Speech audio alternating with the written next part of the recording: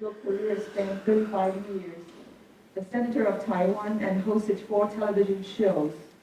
Herstory was her first book in English and the first curated exhibit, the result of 6 painstaking years of research and a lifetime of preparation. Thank you, Huali. And thank you, Krista, who has taken a lot of pain in preparing for this. And thank you, all my friends who come here. And thank you, all the librarians who have participated. I have done this project for over 10 years now. The most ridiculous question I heard proposed to me was, have you been discriminated since you're a lawyer? Well, my answer is, which day that I haven't been discriminated? It's very hard to be Chinese in here, in America, and also a woman is not easy. And every day, almost every day, because I'm more sensitive than most people. So people say something, I know it's biased, but I would just ignore it, okay? People would say, oh, wow, you have 2 doctorates? You're so short and you're female. Why you have to work so hard? I say, oh, you insulted me in 1 sentence 2 times. Short and woman. Okay, never mind. So anyway, I have done research because I was taken aback by all those poor women. Being women is very, very hard, and especially being Chinese women. Then, when I came to the U.S., I was greeted. First, I went to Columbia University, a college of physicians and surgeons, and there I built friendship with Jewish people, and I know Jewish people suffer discrimination. They way back to World War II. And in the beginning, everyone say, oh, at least I am not being discriminated. That's their business. And pretty soon it became their business. And they have nobody to help.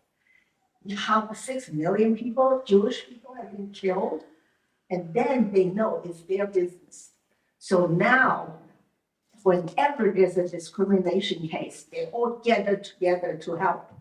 So when the anti-Chinese hate started, we received so many letters from Jewish group. They say, what can we do to help? Because this is not a discrimination against Chinese. It's a discrimination, period. So I thank all the Jewish people and friends because they know what it entails. But we do not suffer as much as Chinese as Black people. So whenever I see Black people on the street looking for money, if they're women, I always give them money. All my friends say, no, don't, give them food. I say, no, they can do something with their money.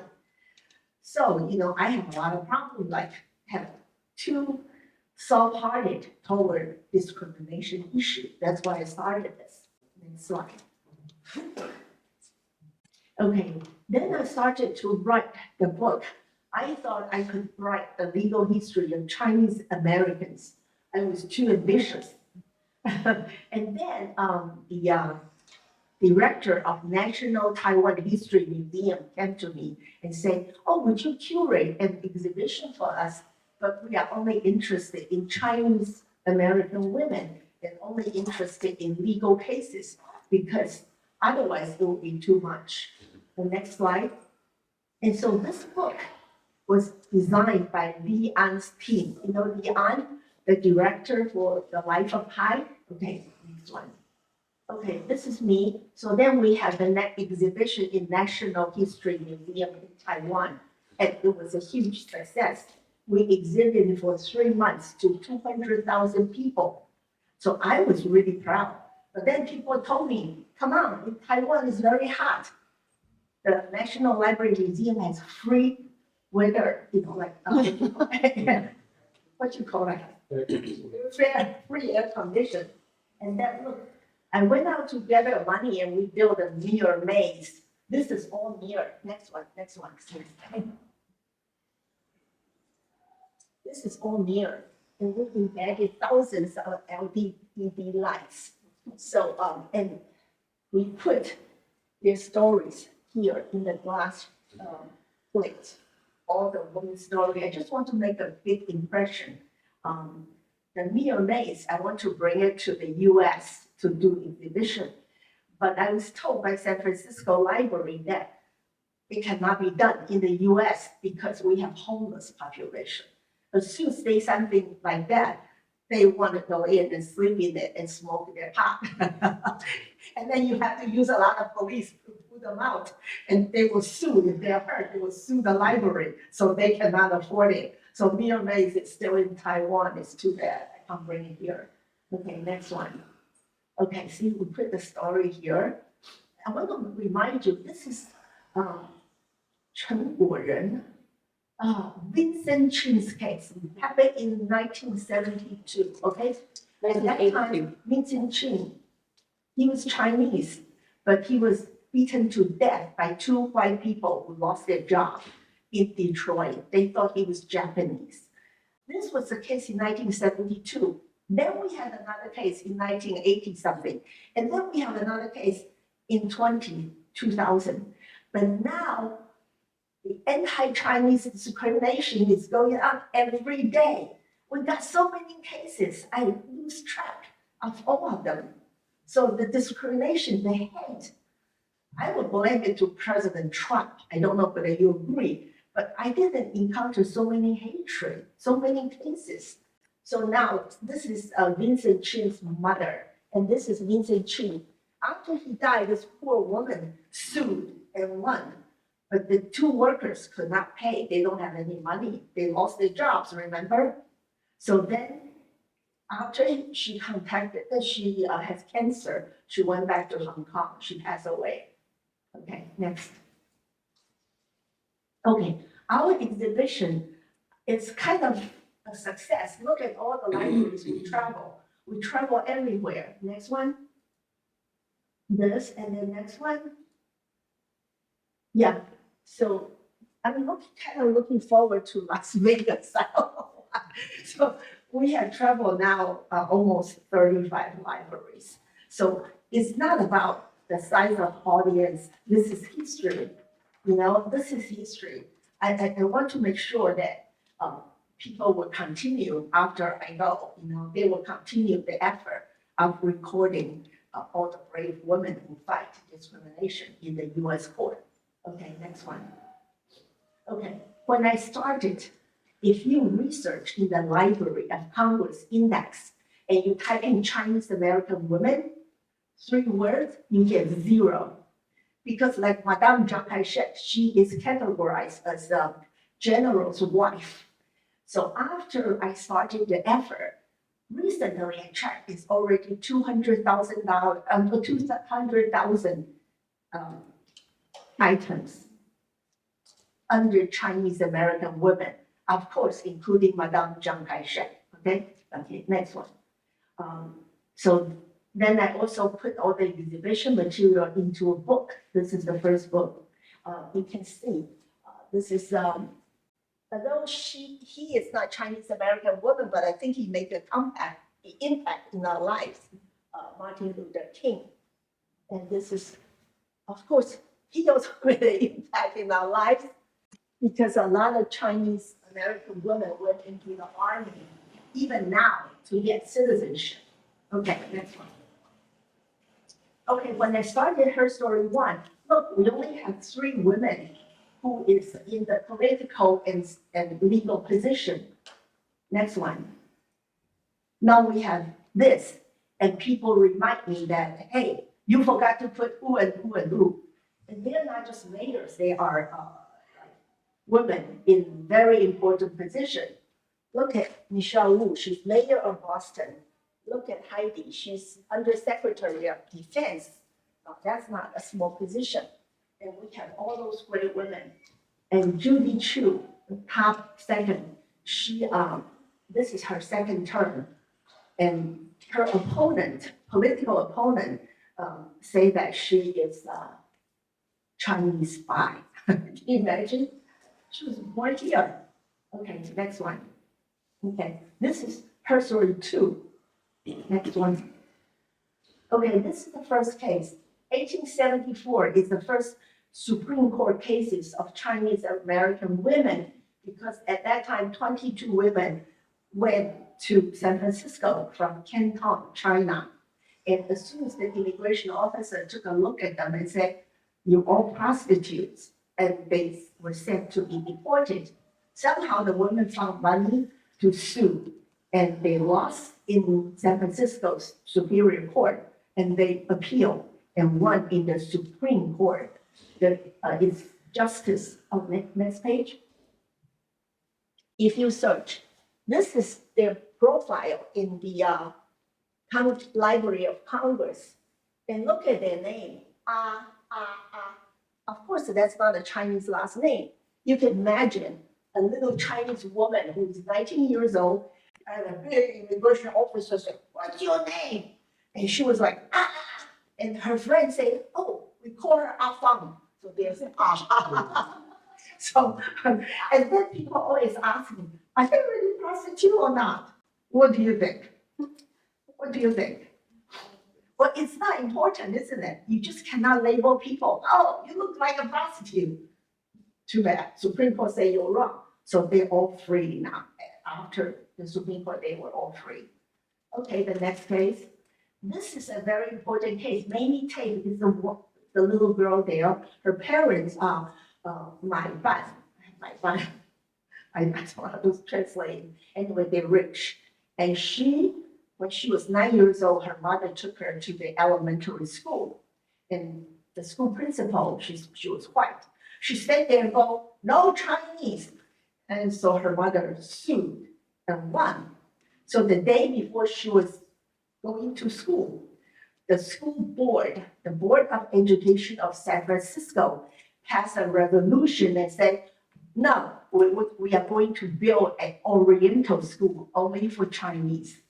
So there she went to the Oriental school for Chinese. Okay, next one. See, and the school today is, of course, it doesn't make any difference. It's called Gordon Lau Elementary School on Sacramento Street. Okay, next one. And this is Mabel Lee. I'm so proud of her. She's the first woman PhD at Columbia University. And then when she was 16, she rode on a white horse. And together, she gathered 1,000 women, white women, to protest for women's suffrage. And she was not able to. 1920, the suffrage for women passed, but she was not able to vote because of the Chinese what you call that, exclusion law, right? So she could not vote. Can you imagine? She got the bill passed and she couldn't vote. But today, there's a little mark for her. They named the Chinatown Post Office, Mabel Lee Post Office. Okay, next one. This is March Fang Yu. If you file for corporation, you will know her. Next page. All she did was she found out that the women's toilet you have to pay, but men's toilet you don't have to pay. So she made a big cost of it. And then she bring a toilet and put it on the state building, the steps, and then smash it. And that smash gave her 3.4 million votes. I don't even know California had that much voter and put her into the Capitol Hill for the next 30 years. Isn't that something? I wish I could think of something to smash, but that's her. But she passed away, and they put a building under her name. Next one. Okay, this is Mi Chu. Isn't she beautiful? She came from Taiwan. She had a PhD from Harvard. She had a master from Harvard, PhD from Harvard. And she tried to get a job from Library of Congress. Couldn't even get an interview. Next one. And then she hired some lawyer to fight for her. She won because they realized that the person she was competing against was man. And the man got the job. She didn't. And the man spoke only 2 languages, Japanese and English. But she speaks 4 languages, Chinese, Japanese, English, French. So the judge said, this is discrimination. She got the job. So she retired like 4 years ago. That's her. Next one. Okay, this is a sad case, Helen Liu. Do you know her? No. Her husband was a famous writer, writing like opposed Chang, the Chinese leader. Next page. That's her husband. And so Taiwan government sent killers to kill him, and he was murdered in her garage in Daly City. And so this case set a precedent. First, in the San Francisco Superior Court, she lost. Then the appeal to the Ninth Circuit Court of Appeals and won the case. She got awarded $1.5 million. The lawyers took $500,000, and she used the next $1,500,000 for her to buy a building in San Francisco and $500,000 for her son to buy the building. So they now live together. And because of her husband, give up his life. And I asked her, she said something I I remember well. She eulogized her husband and say that he gave his life in exchange for the democratization of Taiwan. His death was honorable. Because after his death, the US put a lot of pressure on Taiwan. So the Chang family say, okay, we will no longer run for presidents. So that's the end of the Chang dynasty. Yeah, because of her husband. Next page. This woman is Dr. Xu Wang. Next page. Look, China in Henan, there's a village. They have so much HIV patients because when they donate blood, they're too poor, they sell their blood, and the needle who draw the blood was never replaced. They used the same needle to draw blood on hundreds of people. And so HIV was widespread in Henan. And Dr. Wang publicized it and went to Beijing many times and said, please use a new needle, I will pay for it. Of course, she was beaten almost to death. So an American journalist saved her, and she came to the US. And unfortunately, she died suddenly in 2019 when she was climbing the mountain. Okay? And Shirley Chen's story is very well known now. She was working, next page. She was working for the National Weather Service, and she's a hydrologist. And her coworker, Debbie Lee, who's not Chinese, who's white, reported that she was Chinese spy. So she was arrested in front of everybody. Did you realize that? When they arrest you, they make sure they humiliate you as well. So police doesn't come during working hours to arrest you. They always come at 4 in the morning or 12 at night, and they go, woo, make sure all your neighbors come out to watch you in humiliation. So she was the same. The police, the FBI come and make sure everybody gather, and they put the handcuff on her. So she was totally humiliated. She lost her job. And finally, she hired some lawyers, and the day before the trial, the prosecutor said, oh, we don't have a case. They dropped the case. She never got her job back. Recently, after 6 years of fighting, during the fighting, she lost her husband, and she got paid back $1.8 million for all the suffrage, but she didn't get her job back. So that's Sherry Chen. Her case is very typical. She's one of a lot of Chinese spy cases. At least she won. Okay, next one. And you know her? Her name is pretty well known. Her name is Chanel Miller. She was raped at Stanford University campus. You don't know? Okay, next page. She was drunk, and then she was her body was no, not her body. She was lying on the ground behind a dumpster, and the guy who raped her was Brooke Turner, who is a Stanford swimming team member and he wanted to go to the Olympics, but too bad, they caught her. And because he was only sentenced to 6 months in prison for raping, so people were very upset. And so they carried out a recall of Judge Persky. And Persky was recalled. The first one in 76 years history of California. So Chanel Miller got her victory. And she's now a freelance writer for New York Times. I know her because her parents lived in my house for a year. And she is just as beautiful, as nice as her victor. So she changed 3 laws.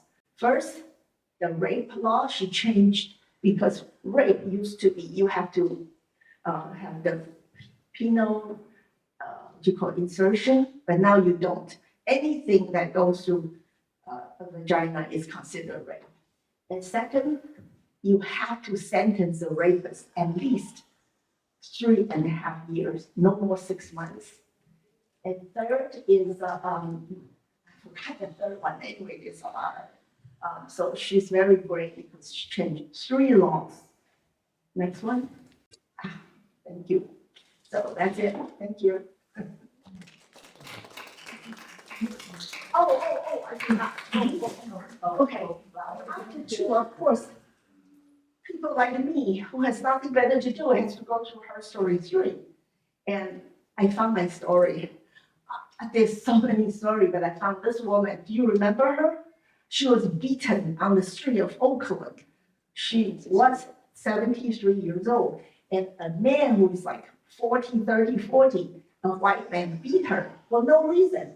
So she grabbed a wood stick from the street and beat the shit out of that white man. And the white man was on scratches, and then he was like all bloody. And her grandson went to GoFundMe and raise money for her grandmother's hospital bill. 5 hours raised 980,000. This is a goal of only 50,000. And they raised almost $1 million. If you go to their website, you'll be more touched because each donation is $5, $10. In 5 hours, can you imagine? Okay, and then that DA was recalled, DA Chesa Boda. So he was recalled too. He lost his job. Look at all these women. Okay, next one. All right, and then some good news is finally we have an Asian National Museum in Washington, D.C. And Biden signed the bill. And this is Grace Mann. She is a congresswoman from New York. Okay, so that's it, right? Okay, thank you. That's her story too, yeah.